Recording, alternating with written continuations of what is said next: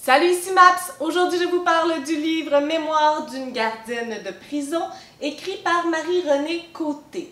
Donc, ce n'était pas ce livre-là que je devais vous présenter pour aujourd'hui, sauf que j'ai manqué un peu de temps dans ma planification puis que je ne suis pas en avance ces derniers temps.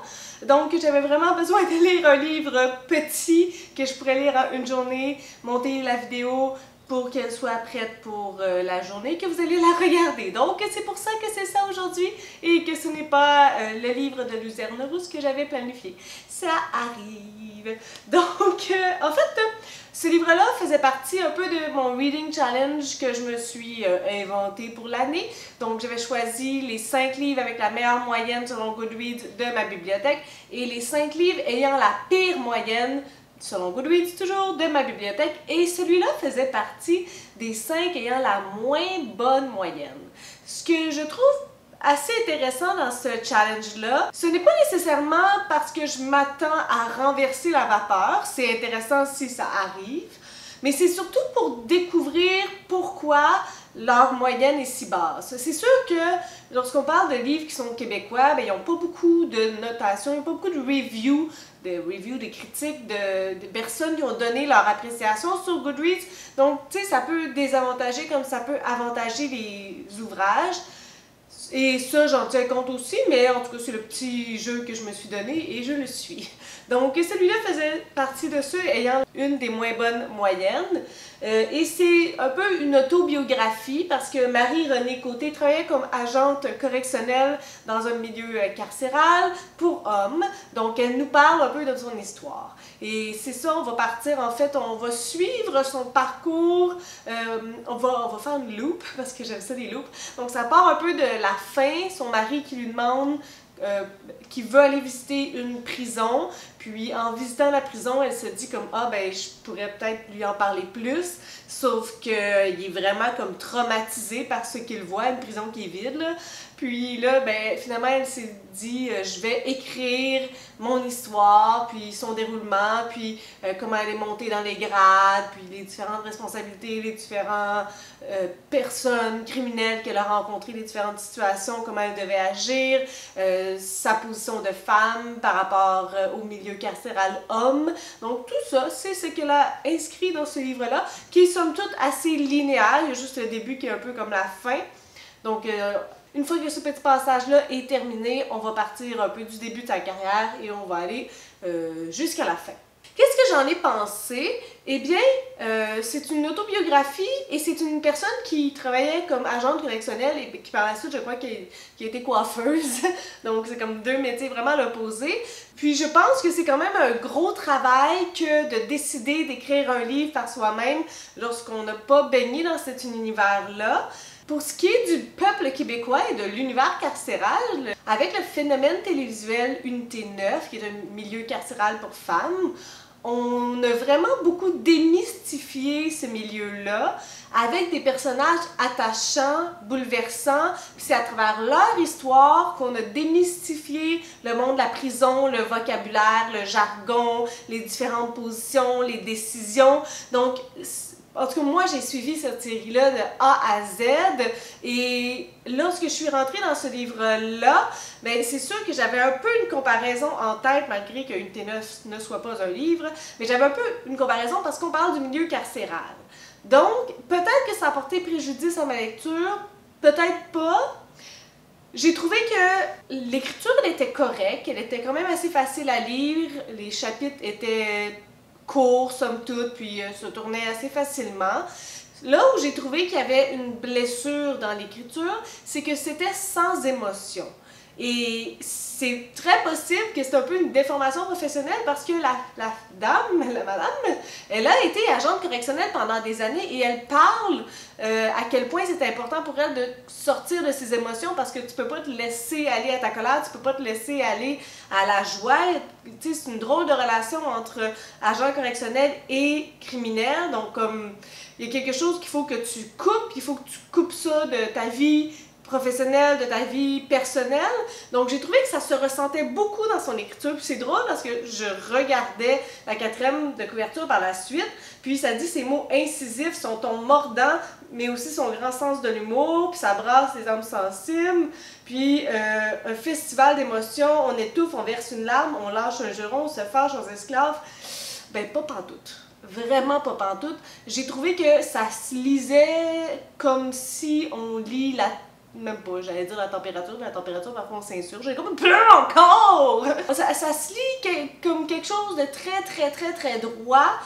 Puis je pense que ça part vraiment de l'écriture. Si elle avait été guidée, coachée dans son écriture, avec quelqu'un qui manie cet art-là, je pense qu'on aurait pu aller ailleurs. Juste dans les moments qu'elle a choisi de nous présenter, je trouve que c'était pas nécessairement des moments clés de sa carrière. Il y avait sûrement des meilleurs moments à nous présenter pour nous expliquer pourquoi son parcours s'est fait ainsi. Donc c'était comme vraiment maladroit dans les moments choisis, dans la description de son travail.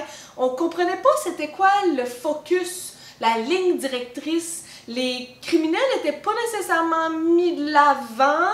C'était très impersonnel, on les appelait un tel, on les appelle monsieur. On aurait pu utiliser des noms fictifs, là, ça se fait. J'ai trouvé vraiment que c'est ça qui était très maladroit, c'est qu'on n'entrait pas dans le cœur de son histoire. Elle, somme toute, vu qu'elle garde une distance avec les criminels puis dans son métier, mais elle garde quand même une distance avec nous aussi. Donc on n'apprend pas tant que ça à l'apprécier. Les moments sont pas tant touchants, sont pas tant humoristiques. Donc tout ça, ça a vraiment porté préjudice à son histoire parce qu'on la trouve tout simplement insipide. On n'a rien à s'accrocher. C'est juste champ gauche. On a manqué le train. Puis nous, on est resté à marcher, puis ça prend comme des heures pour y arriver. On n'est vraiment pas à la même place. On est probablement pas à la place qu'elle aurait voulu qu'on soit. Puis, à mon avis, ça part de l'écriture. C'est plusieurs petites choses, puis il y avait du potentiel, mais je pense que c'est ça. Entre autres, il y a beaucoup de jargon associé à la prison, le jargon des criminels qui devient aussi le jargon des agents correctionnels. Puis, le procédé pour nous expliquer qu'est-ce que ces mots-là veulent dire, c'est tout le temps des notes en bas de page. Mais c'est plus facile si tu les intègres dans la phrase, si on comprend qu'est-ce que ça veut dire dans l'anecdote, que si c'est tout le temps en note de bas de page parce qu'on ne l'a pas compris dès le départ, donc on doit se référer à « ok, c'est ça que ça veut dire ». Donc il n'y a comme pas nécessairement de mise en contexte pour nous. C'est ça aussi les anecdotes, tu sais, je trouve que c'est des moments qui sont pas tellement bien expliqués, l'ambiance, puis pourquoi il nous présente ce moment-là, puis pourquoi il y a eu de l'importance ou pas, puis s'il n'y en a pas eu, est-ce que c'était important de le mettre dans ce livre-là? Donc c'est beaucoup de décisions comme ça, à mon avis, qui auraient pu être mieux guidées avec quelqu'un qui lui aurait dit comme c'est quoi ton objectif, qu'est-ce que tu veux faire, est-ce que tu veux toucher, est-ce que tu veux que les gens se rendent compte de ton métier, à quel point c'est dangereux, à quel point c'est difficile, à quel point c'est stressant. On n'a pas ressenti nécessairement ces éléments-là. Puis aujourd'hui, ce qui me biaise, c'est que j'ai écouté Unité 9, puis je l'ai vu dans ces émissions-là, quoique c'était un milieu carcéral pour femmes, puis on mettait l'accent sur le fait que les femmes avaient souvent des passés très difficiles pour être maintenant criminelles, donc ça partait de l'enfance. Je ne sais pas si on peut faire nécessairement les mêmes constats pour les hommes, mais j'ai trouvé vraiment que tout ça, c'était maladroit. Il y avait un désir malgré tout, tu sais, je trouve que les chapitres, tu sais, ça fait très prison, là. Il y a vraiment comme un côté rough qu'on remarque pas nécessairement dans les autres livres. Puis il y a vraiment un désir à l'intérieur de nous montrer le monde de la prison, mais je pense que c'était pas réussi et c'est probablement pourquoi sa moyenne est pas super haute. Je pense qu'elle aurait pu se mouiller un peu plus par rapport à ce qu'elle pense, sa philosophie. Au début, elle dit comme des criminels, des monstres, mais est-ce qu'elle considère que tous les criminels sont des monstres? Est-ce que c'est ce qu'elle considérait au départ, puis ça a évolué?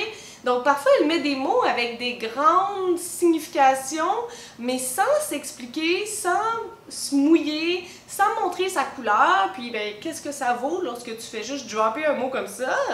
T'es comme, ok, mais c'est parce que tu travailles dans un monde carcéral puis tu dis des monstres. Est-ce que tu qualifies tout le monde de monstre?